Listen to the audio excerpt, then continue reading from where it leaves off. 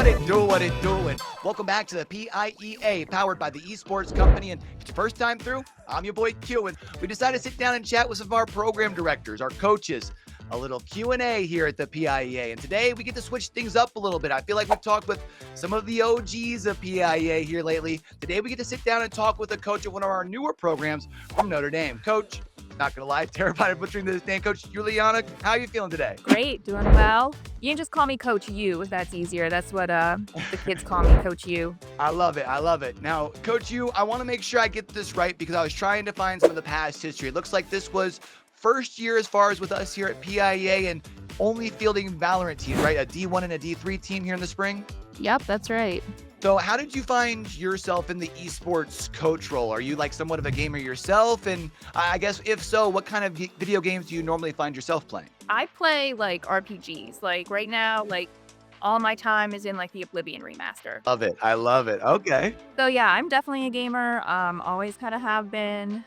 Definitely it's something I do a lot in my spare time, which I have very little of, sadly. Feel that. Feel that. But I found myself coaching esports just when I originally was like kind of running a little gaming club here. It was very student driven, started by, a couple kids who were like, we really just want this kind of social space after school, a couple days a week. Right.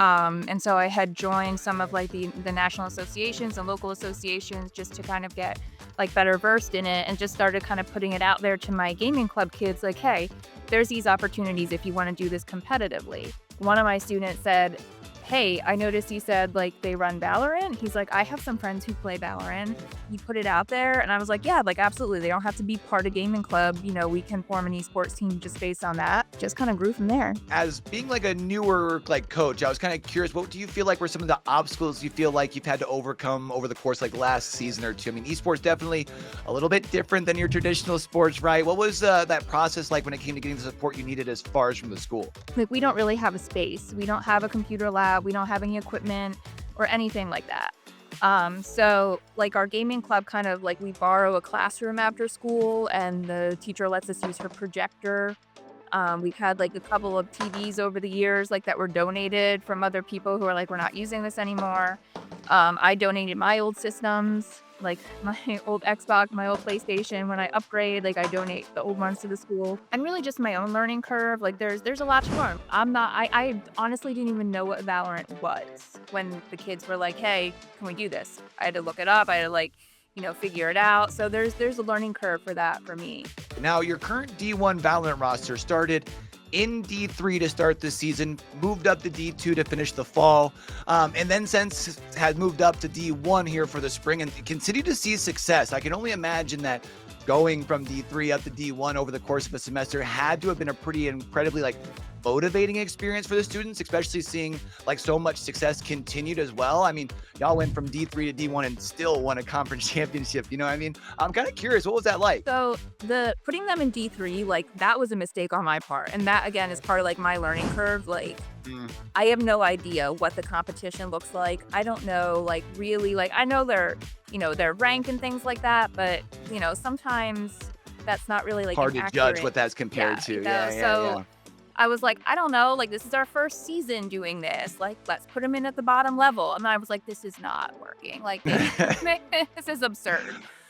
So yeah, then, moving up to D2, trying to like just make sure that we got all those games in, which, other teams were amazing at like setting up games for us. I think there was one week where we did like 5 games. I remember it that was like towards the end of wild, semester. but it worked out well. And I think, D1, I really think was like the right placement for the team. I mean, every day's a learning curve. experience. You know what I mean? Exactly. I feel it. So I'm kind of curious, like as a newer program, are you guys losing any seniors to graduation? Or I guess maybe the better way of putting it is, how many of your players are going to be back in the fall? Yeah, I'm losing like a lot. Like the majority of my Valorant team is graduating. I've got two really like solid players coming back. We've got a couple other students at the school who play. It's a little difficult, trying to arrange with like some of their other time commitments, other sports that they're involved with. to see if they're going to be able to commit to esports as well. So I'm kind of curious what it means to you to be able to kind of work with a program, whether it's PIEA, just basically, I guess, to deliver an experience to the students at Notre Dame that haven't really been able to experience something like this before. Like, what does that mean to you as a program director? For me, that's like the whole reason I do this. I want to give these kids every opportunity that they have to do what they love to do and to get like really good at it.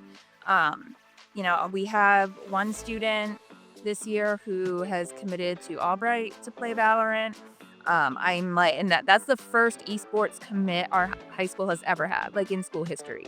So, to take it to that level, to watch him be able to go from a kid who thought, like, I'm okay at sports, but like, I'm not going to get a scholarship to like fielding offers from different colleges.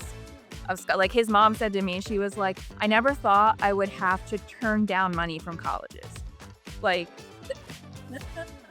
I was kind of curious, what's like the biggest thing that you really hope that your students are able to take away from something like PIEA?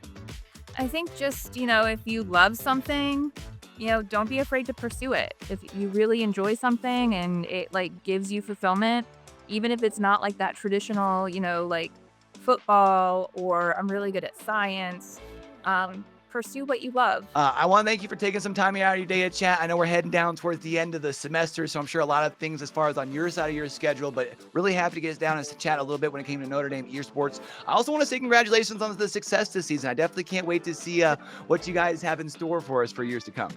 Yeah, thank you. I'm so excited for the future of this program. These kids are amazing and I love it here. It's great. Well, guys, that's going to do it as far as for this episode of Q&A here with the PIEA powered by the Esports Company. And as always, make sure you're keeping an eye out over on social media as well as over on YouTube as we continue bringing more content than ever before. And we can't wait for you guys to see what we have in store for y'all for the upcoming school year as well. Big things, baby. Big things. But that will do it for now. We'll catch y'all back as far as for the next one. Until we do, don't forget, with everything crazy going on in the world today, be true, be you, be sincere, game hard and love hard. All right, y'all? It's your boy Q. That's Coach U from the rest of the crew from the front to the back. Y'all have a great rest of your week. Peace.